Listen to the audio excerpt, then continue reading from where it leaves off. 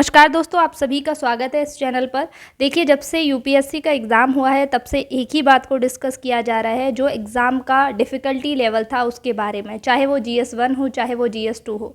GS1 में कहीं ना कहीं आप कट ऑफ की वजह से शायद वो मार्जिन क्रॉस कर लो, लेकिन CSET जो है वो क्वालिफाइंग पेपर है, वहाँ पर आपको 67 मार्क्स लाने ही होते हैं कुछ ना कुछ करके। अगर आपका पॉइंट भी कम रह जाता है या फिर अगर आपका एक नंबर भी कम रह जाता है तो आप वहाँ डिस्क्वालीफाई हो जाते हो, फिर अब वो एग्ज़ाम आप क्लियर नहीं कर पाते हो। तो इसी डिफ़िकल्टी के बारे में हम पहले भी बात कर चुके हैं, लेकिन अभी क्या हुआ है कि देखिए, CSET की डिफ़िकल्टी को लेकर ही कोर्ट में पिटीशन दायर हुई है। इस पिटीशन में क्या कहा गया है, क्या डिमांड की गई है, मैं आपको वो बता देती हूँ। जैसा कि आप सभी को पता है, यूपीएससी के सिलेबस में मेंशन है कि जो CSET का पेपर आएगा, वो सिलेबस जो आएगा वो 10th का लेवल का मैथ होगा। ये वहाँ पर मेंशन है कि बेसिक लेवल की जो मैथ होगी, जो 10th की मैथ होगी, वो होगी। ये क्यों किया गया है? जो ह्यूमैनिटी के बच्चे हैं, जो इंजीनियरिंग बैकग्राउंड से मैथमेटिक्स के बच्चे आते हैं, उनको सेम फुटिंग पर लाने के लिए ऐसा किया गया था। जब 2015 में ये एग्ज़ाम आया था, CSET का एग्ज़ाम था, तब भी इसका बहुत विरोध हुआ था और तब ये बात उठी थी कि जो ह्यूमैनिटी के बच्चे हैं उनके साथ कहीं ना कहीं इनजस्टिस हो जाएगा, उनके साथ अन्याय ना हो। इसके लिए यूपीएससी ने क्या किया, इस CSET के पेपर को क्वालिफाइंग बना दिया कि आपको 33% ही मार्क्स लेकर आने होंगे आपको इसको क्लियर करने के लिए।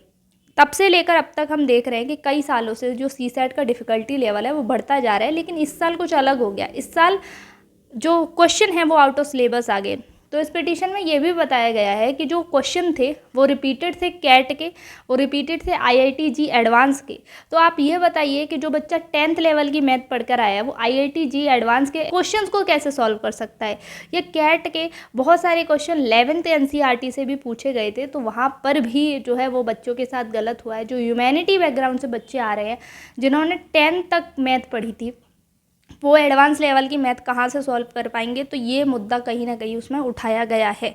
इसी के ऊपर बात की गई है कि या तो यूपीएससी इस मुद्दे पर ध्यान दे, या फिर जो क्वालिफाइंग 33% आपने रखा है उस मार्जिन को आप कम कीजिए, जिससे, या फिर आप सिलेबस में मेंशन कीजिए कि आप ये टॉपिक्स भी अब से पूछोगे, जिससे बच्चों को वो वहम ना रहे कि हम 10th के लेवल की पढ़ के जाएंगे तो हमारा CSET क्लियर हो जाएगा। तो पिटीशन में ये सारी बात की है। कई बच्चों ने PM को लेटर भी लिखे हैं इससे रिगार्डिंग।